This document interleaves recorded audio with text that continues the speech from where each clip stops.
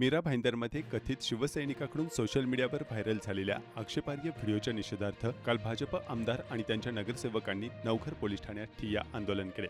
या आंदोलनाच्या दरम्यान संबंधित व्यक्तीवर तत्काळ कारवाई करण्याची मागणी करण्यात आली।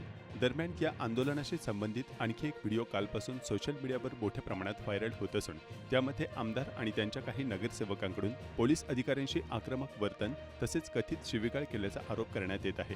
या पार्श्वभूमीवर शिवसेना शिंदेगड पक्षाचे कार्यकर्ते मोठ्या संख्येने नवघर पोलीस ठाण्यात एकत्र जमले आणि त्यांनीही ठिय्या आंदोलन करत संबंधित आमदार आणि नगरसेवकांवर गुन्हा दाखल करण्याची मागणी केली। पोलिसांना शिवीगाळ व गैरवर्तन केल्याचा आरोप करत कारवाईची जोरदार मागणी करण्यात आली। या संपूर्ण प्रकरणामुळे नवघर परिसरात राजकीय वातावरण चांगलेच तापले असून दोन्ही पक्षांमध्ये आरोप प्रत्यारोप सुरू आहेत। पोलिसांकडून परिस्थिती नियंत्रणात ठेवण्याचे प्रयत्न सुरू असून व्हायरल व्हिडिओची चौकशी केली जात असल्याची माहिती मिळत आहे।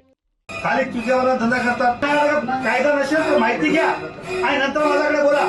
तीन प्रमुख मुद्दे घेऊन आम्ही आज या पोलीस स्टेशनला आलेलो आहोत। काल ज्या पद्धतीने महाराष्ट्र पोलीस प्रशासनावरती त्यांच्या अस्मितेवरती जो एक प्रकारचा अन्याय म्हणा, अत्याचार म्हणा किंवा अपमान म्हणा जो केला गेला त्याच्या विरोधामध्ये शिवसेना पोलिसांच्या पाठीशी उभी आहे। हा अत्याचार हा अपमान ज्या पद्धतीने या पोलीस स्टेशनमध्ये होतो आणि तरी सुद्धा 353 कलम लागू होत नाही याचं आम्हाला आश्चर्य वाटतं। तो व्हिडिओ युट्यूबच्या प्लॅटफॉर्मवरती ऑलरेडी अवेलेबल आहे, तो काय आम्ही काढलेला व्हिडिओ नाहीये।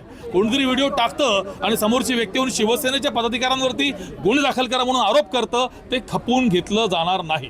राजकारणामध्ये आरोप प्रत्यारोप जेव्हा होतात तो सुरुवात कुठून होते, आरोपाला आरेला कारे जेव्हा आपण करतो तर कारेवरती खूप चर्चा केली जाते, मग ते आरे ज्यांनी केलेलं आहे त्याचा शोध कोण घेणार?